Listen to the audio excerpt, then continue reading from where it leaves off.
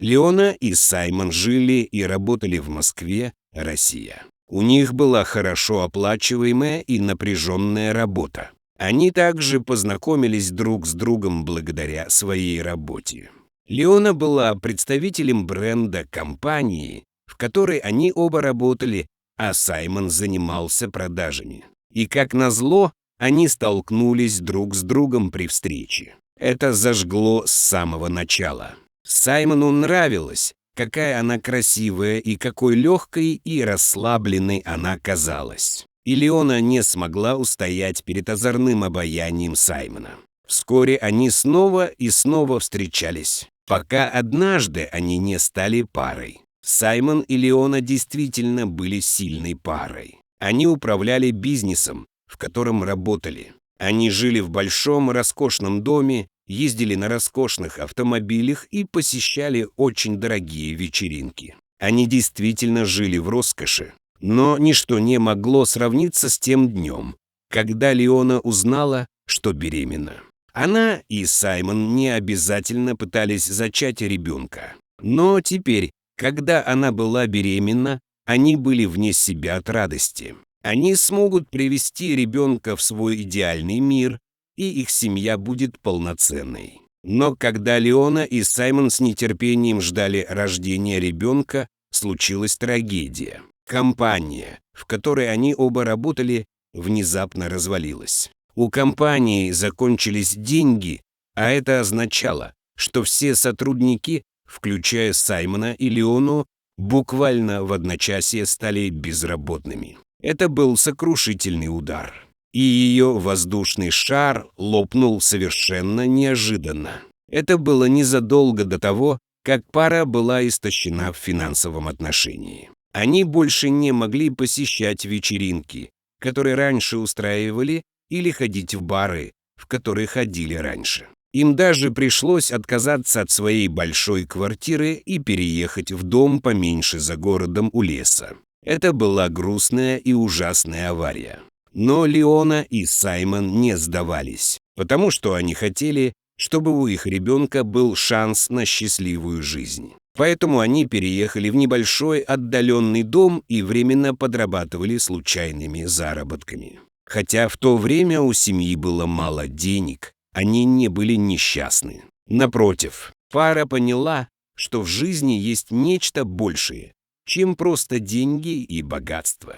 Они оценили хороший район, которого не знали по большому городу, и научились ценить мелочи жизни. Саймон тоже начал охотиться в близлежащем лесу. В этом районе было много оленей, и мясо было очень вкусным, и нам хватило на несколько недель. Но однажды человек столкнулся с животным, которого не ожидал. Огромный, голодный волк. Казалось, волк гнался за той же дичью, что и Саймон, но звук выстрела напугал его. Животное смотрело на него сквозь деревья. Но вместо того, чтобы направить на него пистолет, Саймон сделал нечто неожиданное. Он предложил мертвое животное волку. Он явно нуждался в этом более срочно, чем он сам. Волк обнюхал тушу и с благодарностью посмотрел на Саймона. Потом утащил мясо вглубь леса.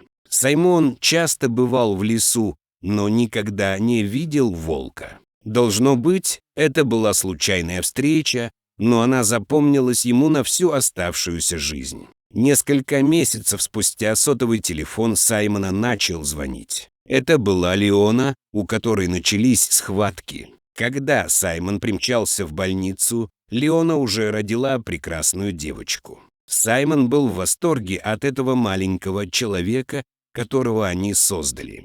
Он никогда не был так счастлив, даже когда они были богаты и жили своей прекрасной жизнью. Эта маленькая девочка теперь была его целью в жизни, и они с Леоной хорошо ее воспитают. Свою дочь они назвали Кирой. Супруги хорошо заботились о своем ребенке. Они кормили ее, любили и были лучшими родителями, какими только могли быть. Но однажды, когда Саймон гулял с Кирой в детском кресле, случилось нечто трагическое. Был бурный и ветреный день. Внезапно прямо перед машиной упало дерево.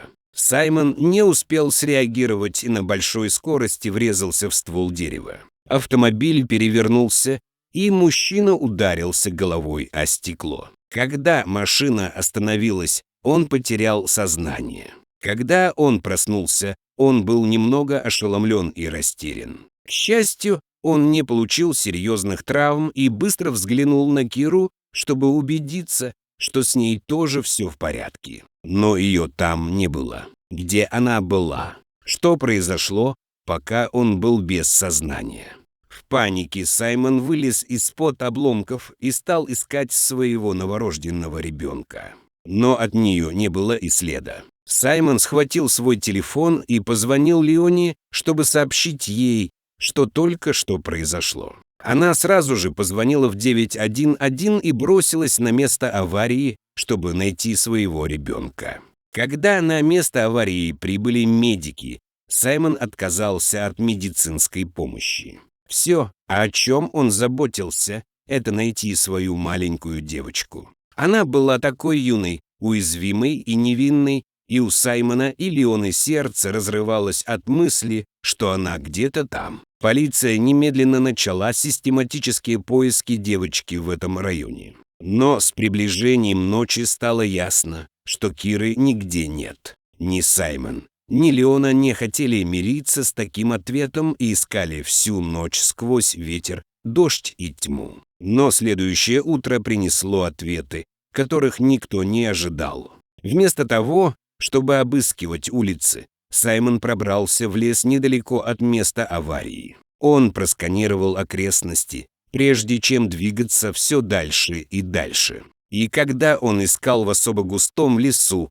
Саймон обнаружил нечто важное – одеяло, в которое была завернута Кира. Он испустил панический вздох. Почему она была так далеко в лесу? Он подбежал к ней, поднял ее и прижал к себе. Оно было мокрым и грязным, но определенно принадлежало Кире. В этот момент он услышал шум позади себя. Саймон медленно повернулся и столкнулся с волком. Но не любой волк. Это был тот самый, которого он встретил недели раньше. Его сердце упало, но не потому, что боялся за свою жизнь. Причина, по которой Саймон чувствовал себя таким подавленным, заключалась в том, что у волка изо рта свисал кусок платья Киры. Неужели этот голодный волк действительно съел его детеныша? Он не мог вынести мысли об этом. Но волк повернулся и медленно пошел прочь, словно приглашая Саймона следовать за собой. Саймон побежал за ним, боясь того, что он найдет. Вновь промелькнула в его голове мысль, что волки – свирепые хищники, и он сдерживал слезы, следуя за зверем. Но когда он обошел большое дерево и заглянул в небольшое отверстие, Саймон упал на колени, потому что там лежала Кира. Она плакала и кричала, лежа там. Ее одежда была влажной, рваной и грязной. Саймон подбежал к Кире, взял ее на руки и заплакал. Он не мог поверить, что она еще жива. Но почему она была так далеко в лесу? Волк, должно быть, стал свидетелем аварии и совершил немыслимое. Он вытащил ребенка из разбитого автомобиля и доставил его в безопасное место. Должно быть, это был инстинкт волка как родителя, чтобы защитить маленького ребенка. Саймон посмотрел на волка, который медленно склонил голову. Саймон никогда не мог быть в этом уверен, но казалось, что волк ответил взаимностью на его доброту, предложив ему еду, когда он больше всего в ней нуждался. Прежде чем покинуть лес и вернуться к Леоне, Саймон прошептал волку слово «спасибо». Он никогда не сможет ответить взаимностью, но уж точно никогда не забудет этот добрый и невероятный поступок.